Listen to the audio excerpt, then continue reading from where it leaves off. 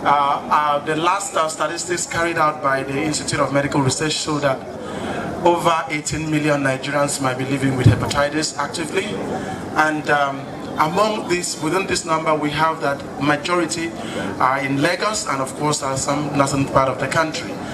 The thing about hepatitis is that it is highly asymptomatic.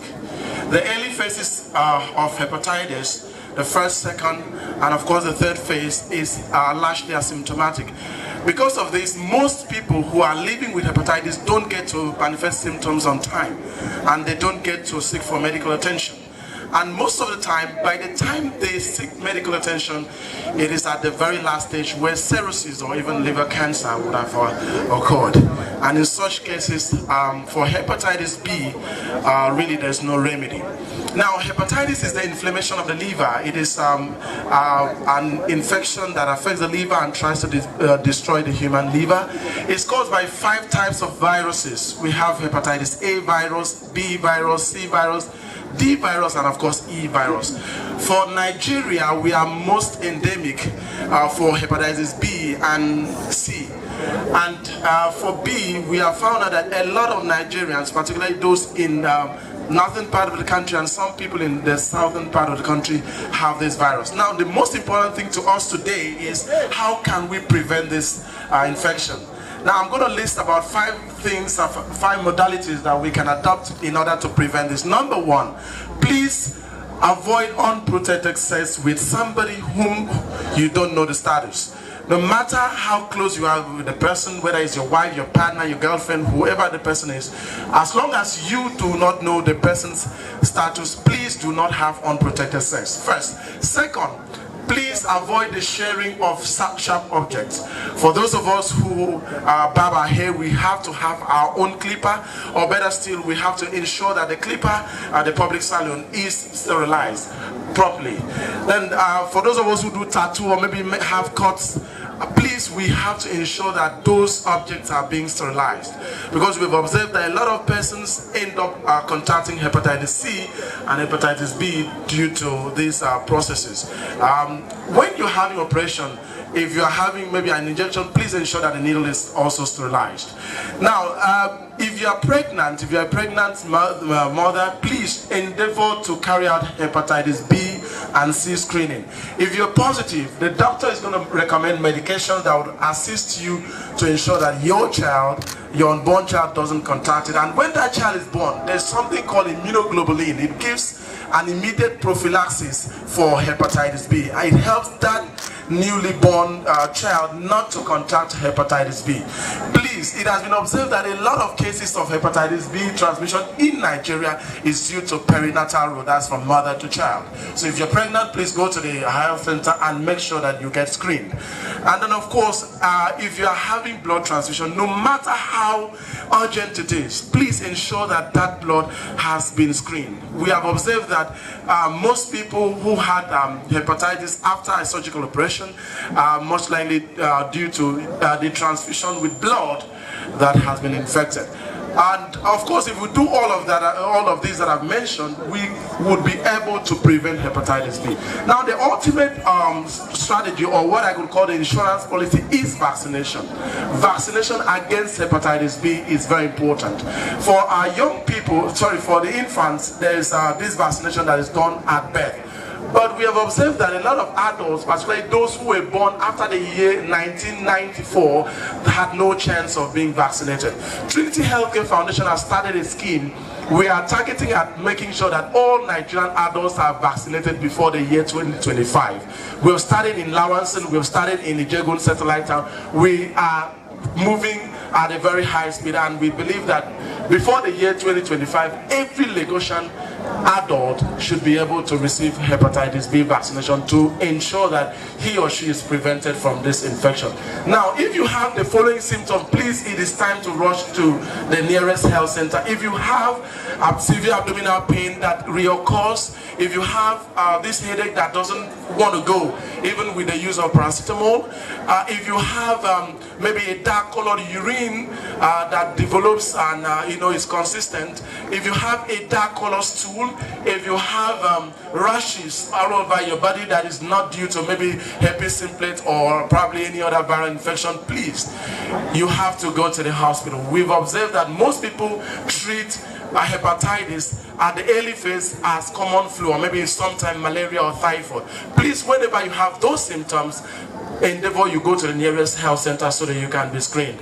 And once you're found positive, doctors will recommend medication that would be effective in taking care of the infection. For hepatitis C, there is a cure. There is a cure for hepatitis C, but for B, unfortunately, up until now, we don't have the cure. We believe that probably in the next few years, we should be able to get a cure for hepatitis B. For hepatitis A, it's self-limiting, it goes on its own. All right, so maybe supportive care can be given to take care of that. Hepatitis D only occurs as a super infection of hepatitis B. That means if someone has B and after a period of time, it might develop D. And of course, E is only an epidemic. It only comes as an epidemic. It's not a constant infection. For any of these, the bottom line is when you feel or when you have any of these symptoms that I listed before, because all of them have the same symptoms, please visit the nearest health center. Briefly, I want to talk about sickle cell within the next couple of minutes. Sickle cell anemia is an inherited disorder. Most times you see a child being born with a condition that makes that child to go to the hospital frequently, and each time the child is admitted, there has to be a blood transfusion, and the individual suffers from excruciating pains from the joints. Now, it is an inherited disorder because it is transmitted from the parent to the child.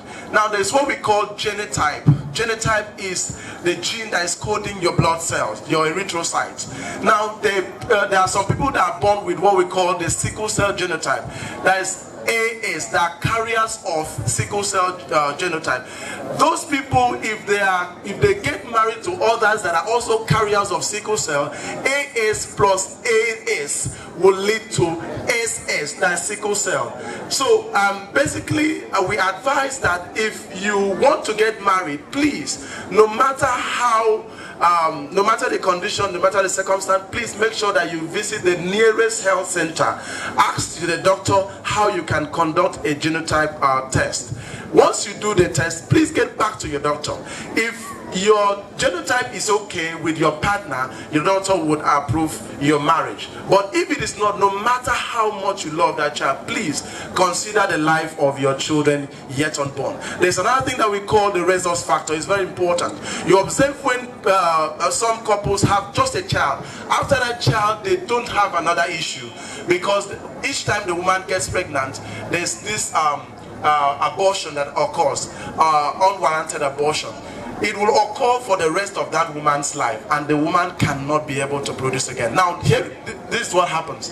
The woman has a rhesus, there's what we call rhesus monkey. It's located on the surface of the blood cells. That rhesus factor initiates an immune response. This immune response looks for every negative rhesus factor which might be present in the father of the child. The child gets the rhesus factor of the father, and if the father is negative, has a rhesus factor negative, sometimes you hear I am A negative, and B negative, and O negative, and B positive. Those negative or positive show the presence or absence of rhesus factor. Now, if the father does not have a rhesus factor, maybe it's O negative, and the mother has a rhesus factor that is maybe A positive, what happens is that child automatically inherits the father's rhesus factor.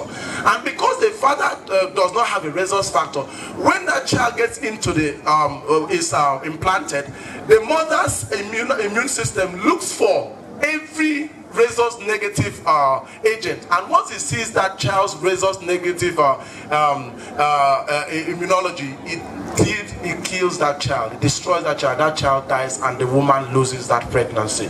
However, we have treatment for that. We give Rogam, and it takes care of that. But it is important, because Rogam is expensive, it's important that we carry out a genotype test, and of course we get to know our resource factors so that we can prevent issues or occurrences like this. Please, I believe that we have learned a little from what we've said. For more information about what I'm saying, please visit the nearest health center. You can also visit us at Surulere, Trinity Healthcare Foundation. We are an NGO. What we do is humanitarian services, and we are, by the grace of God, we are affiliated with World Hepatitis Alliance and World Health Organization. You can come there. All our services are free of charge: vaccination, screening, and everything. Thank you very much for the opportunity. God bless us.